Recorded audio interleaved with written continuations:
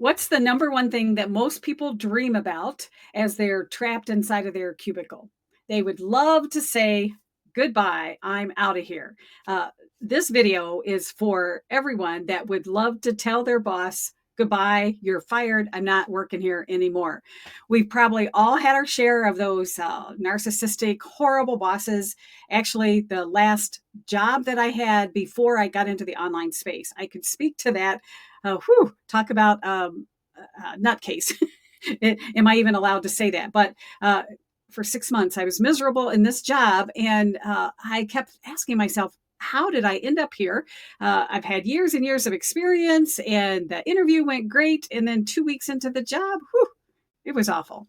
So have you ever experienced that? But I look back and I'm very thankful. That was a few years ago. And that's what it took for me to finally say, this is nuts. You jump through the hoops, you do everything that they tell you. Oh, you need extra schooling, you need extra certification, you need to volunteer for all of these extra projects. You need to work, work, work, give us everything that you have. And at the end of the day, what happens? Nothing. And at the end of the year, when you do your annual review, what happens?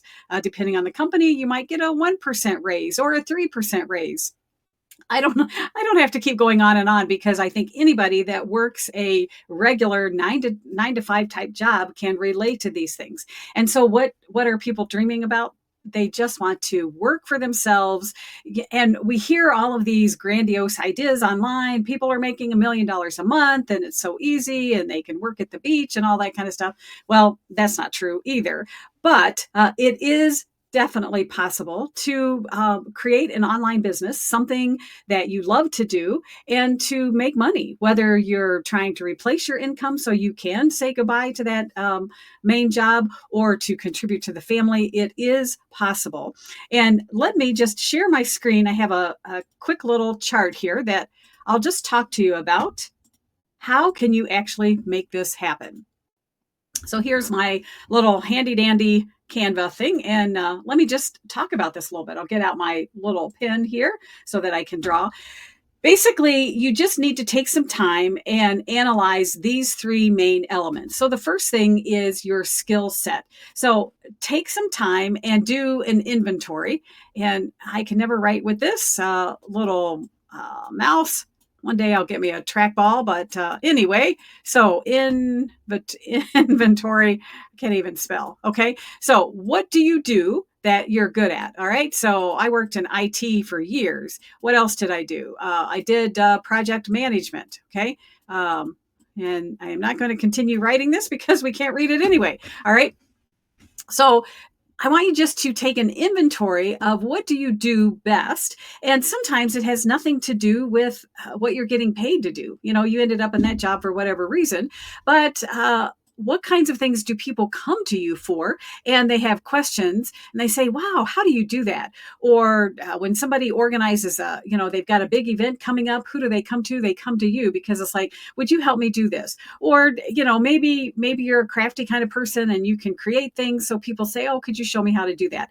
So I want you to take some time and just do a quick little inventory of what can you do? What do people come to you for? What are you trained on? Now, if you do a lot of research, somebody was trying to pass a very techie exam and he came up with a system to help him pass that exam. Okay. So it doesn't have to be ginormous, but it has to be something that you're good at. So list out all of those different skills that you can do. All right. And then what I want you to do is search around and find a problem. Now, let me come back here for a quick minute. If you get nothing else from this video, this is the most important thing. Find a problem that you can solve. Usually, a lot of people that are teaching this stuff, they go about it backwards. And I did it myself. It took me a long time to figure this out.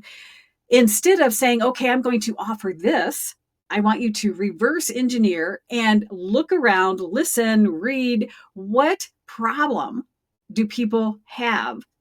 And then can you provide a solution for it?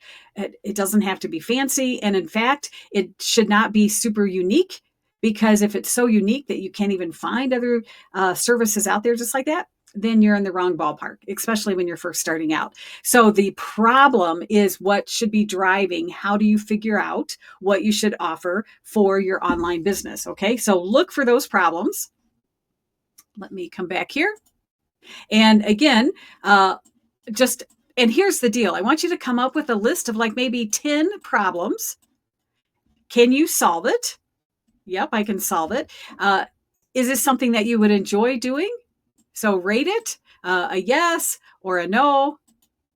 Okay, so there's a lot of things that I could do, but I would not enjoy doing it. All right, so go through and list out different problems. Can you solve it? Would you enjoy it?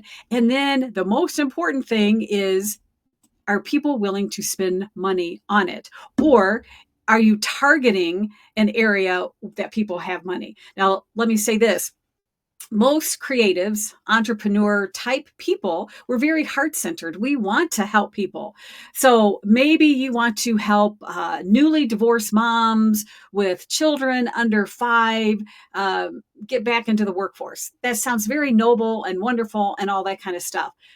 Let me ask you, depending on the exact target market you're going after, is that audience, that population, do they have money to pay you? And I always tell people that once you get your business built, you can always offer scholarships, discounts. You can have different referral programs so that you can continue to help people maybe that don't have the resources, or you can offer other things that people that don't have the money. But I mean, unless you're rich, we're in business, or we're trying to create a business because we're trying to make money. There's no shame in that. All right. I'm going to come back here and I'm going to look at you eyeball to eyeball. There's no shame in making money.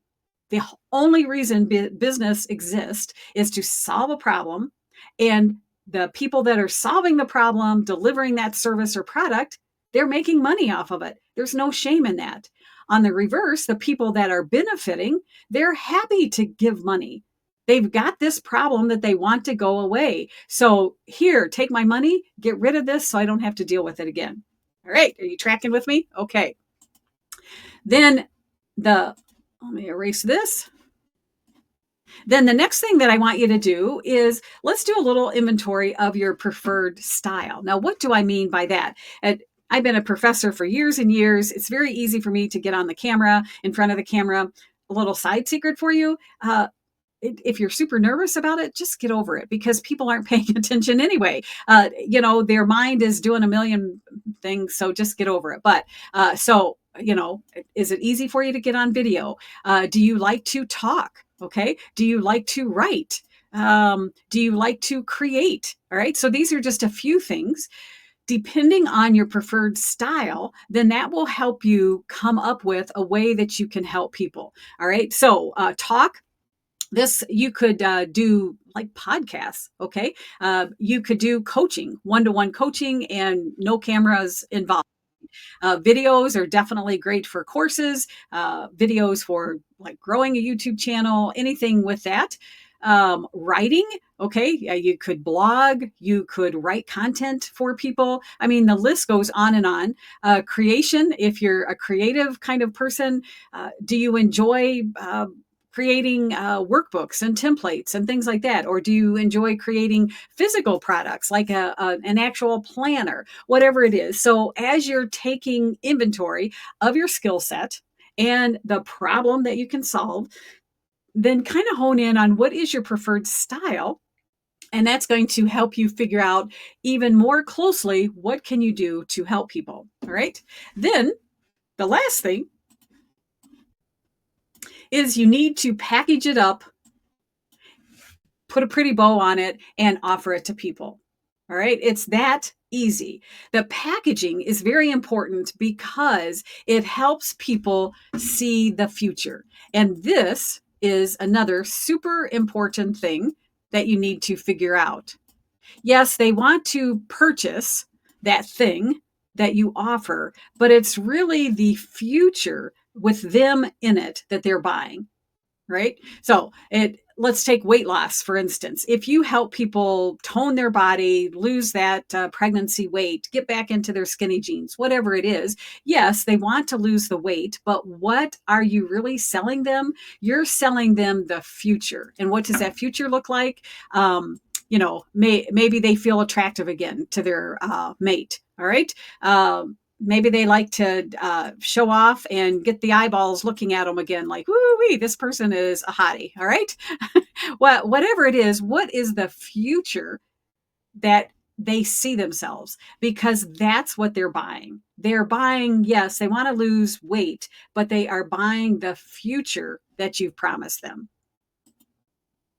Okay, so let's just do a quick little recap. It is possible to say goodbye to your boss and to jump into the online space. You need to do this upfront work by taking inventory. What are your skill sets? What problem? And I probably should have started with that first, but if you know what your skill set is, do an honest inventory. Ask people, hey, what do you think I'm good at? And they're going to look at you like, what? Well, I think you're great at this and this and this.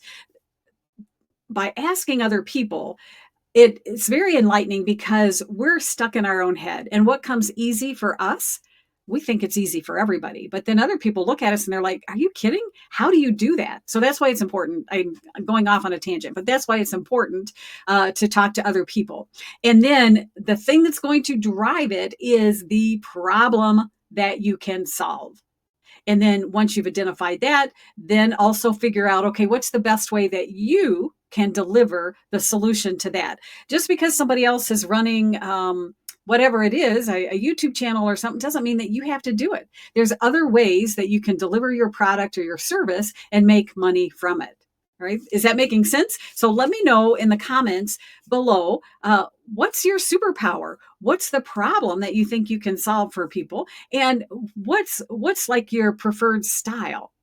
And then once you do that, how do you get started? Well, there's lots of courses, lots of programs. I'm here to tell you, don't get caught up in chasing these people that the $1 million dream, make $50,000 in a month, and oh, I'm making all this money. These people have been in the business for years and years and years. Okay, so their overnight success probably took them 5 years to get to that point. Right. So don't be chasing something like that. Yes, there's a lot of good programs out there, but take baby steps, get started. Now, if you want a little help with that, reach out to me. That's one thing that I help inside of my Digital Business Academy. And that's how I can help you actually package up. I also do an audit of your skill set and help you package up. What can you start offering? And just think about it. How would an extra $1,000 feel next month? Okay, so let's start small. Let's figure out what can we do to get that first 1K in your pocket and then move from there. All right, as always, thanks for watching the video. Hit subscribe, thumbs up, all that kind of stuff. See you in the next one.